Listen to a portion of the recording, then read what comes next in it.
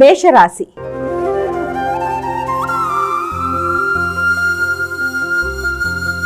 అమ్మా, మేషరాశి వారికి ఎలా ఉంది ఈరోజు? ఈ మేషరాశి వాళ్ళ విషయాన్ని చూసుకున్నట్లయితే మేషరాశి వారికి ముఖ్యమైన విషయాల్లో మీ మీద మీకు నమ్మకం పెరుగుతుంది, స్థైర్యం పెరుగుతుంది, ఆలోచనలు అనుకూలంగా ఉంటాయి.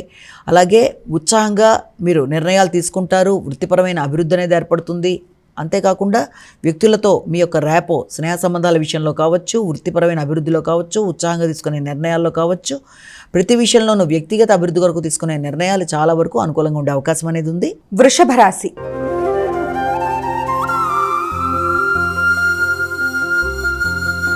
అమ్మా, వృషభ రాశి వారికి ఎలా ఉంది ఈరోజు? వృషభ రాశి వారికి ముఖ్యమైన అంశాలలో అంటే మీరు తీసుకునే నిర్ణయాలలో ఎక్కువ శాతం మీ యొక్క ప్రయాణాలు కానీ ఒత్తిడి కానీ అధికంగా ఉండే అవకాశం ఉంది. మీ స్నేహవర్గంతో సహకారంతో ఒత్తిడిని అధిగమించే ప్రయత్నాలు లాంటివి చేసే ప్రయత్నాలు చేస్తారు.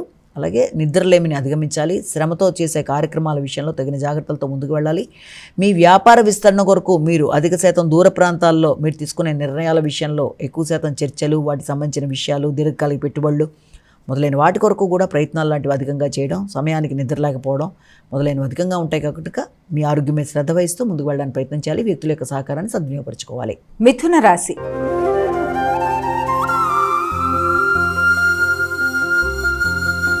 అమ్మా, మిథున రాశి వారికి ఎలా ఉంది ఈరోజు? మిథున రాశి వాళ్ళకి ఆర్థిక సంబంధమైన విషయాలు చాలా వరకు అనుకూలంగా ఉంటాయి. ఎదురు చూస్తున్న విషయాల్లో మంచి అనుకూలమైన వాతావరణం అనేది ఏర్పడుతుంది. దూర ప్రాంతాల నుంచి వ్యక్తుల యొక్క సహకారం అనుకూలతనిస్తుంది.